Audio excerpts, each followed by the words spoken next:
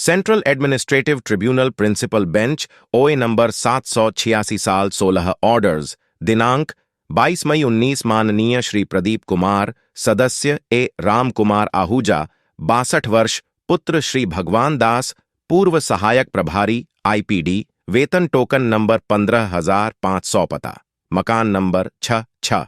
इंदिरा विकास colony Sant Nirankari वरिष्ठ माध्यमिक बालक स्कूल के सामने दिल्ली 1,10,009 वकील श्री जगदीश चंद्र कुंडलिया द्वारा बनाम 1 दिल्ली परिवहन निगम सीएमडी डीटीसी के माध्यम से आईपी एस्टेट नई दिल्ली 1,10,002 2 क्षेत्रीय भविष्य निधि आयुक्त कर्मचारी भविष्य निधि संगठन 14 हमारी राय में यह मामला रिट याचिका सी संख्या 7,477/16 रतिभान बनाम दिल्ली परिवहन निगम में इस न्यायालय के खंडपीठ के निर्णय द्वारा कवर किया गया है जो 14 अक्टूबर 2011 को तय हुआ था। 28 अक्टूबर 2002 की अधिसूचना का हवाला देते हुए जिसमें उन कर्मचारियों से विकल्प ऑप्शन आमंत्रित किए गए थे जिन्होंने पहले 1990-2 की पेंशन योजना का विकल्प नहीं चुना था। यह देखा गया कि 28 अक्टूबर 2002 के कार्यालय आदेश में डीटीसी की केवल मंशा इंटेंडमेंट ऑफ डीटीसी दिखाई गई थी। अनंतिम प्रोविजनल अभिव्यक्ति का उपयोग यह इंगित करने के लिए किया गया था कि विकल्प की प्राप्ति या प्रयोग से निहित अधिकार नहीं बनेगा। इसके बाद प्राप्त आवेदनों की संख्या के आधार पर डीटीसी ने वित्तीय निहितार्थों फाइनेंशियल इम्प्लीकेशंस और बाधाओं कंस्ट्रेंट्स के कारण 1992 की पेंशन योजना को लागू करना व्यवहार्य संभव नहीं पाया। दूसरे शब्दों में कार्यालय आदेश में डीटीसी की केवल मंशा दिखाई गई थी।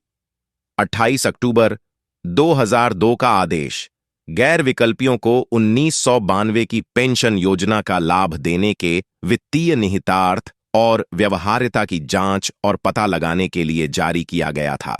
28 अक्टूबर 2002 के कार्यालय आदेश और उसके बाद 23 सितंबर 2003 के प्रेस नोट ने कर्मचारियों को 27 नवंबर 1992 की योजना के तहत पेंशन का दावा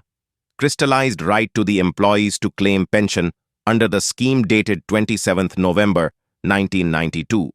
करने का स्पष्ट अधिकार नहीं दिया।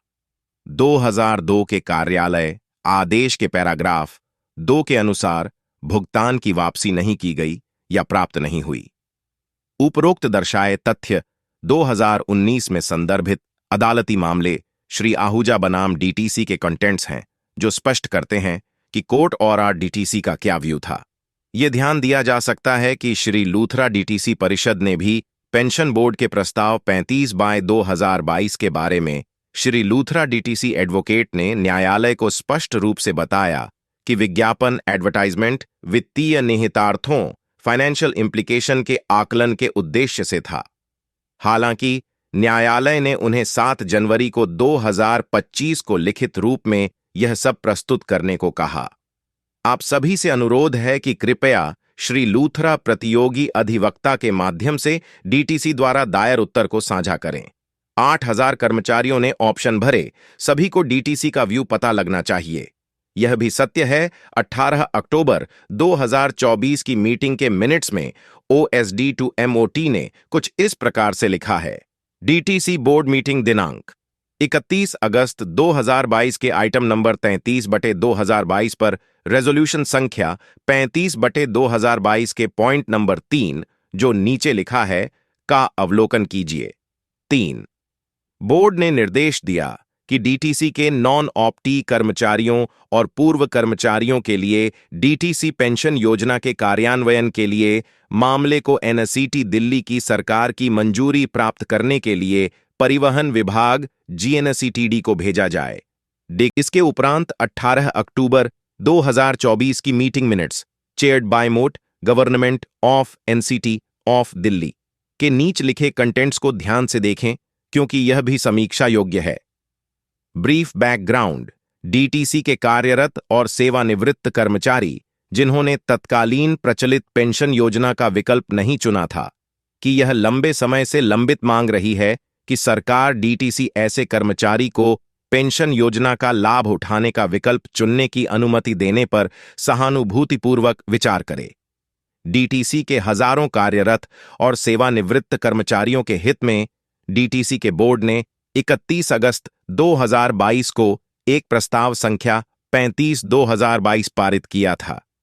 जिसमें अन्य बातों के साथ साथ डीटीसी के नॉन ऑप्टी मौजूदा कर्मचारियों और पूर्व कर्मचारियों के लिए डीटीसी पेंशन योजना के इम्प्लीमेंटेशन को मंजूरी दी गई थी, जैसा कि एजेंडा आइटम के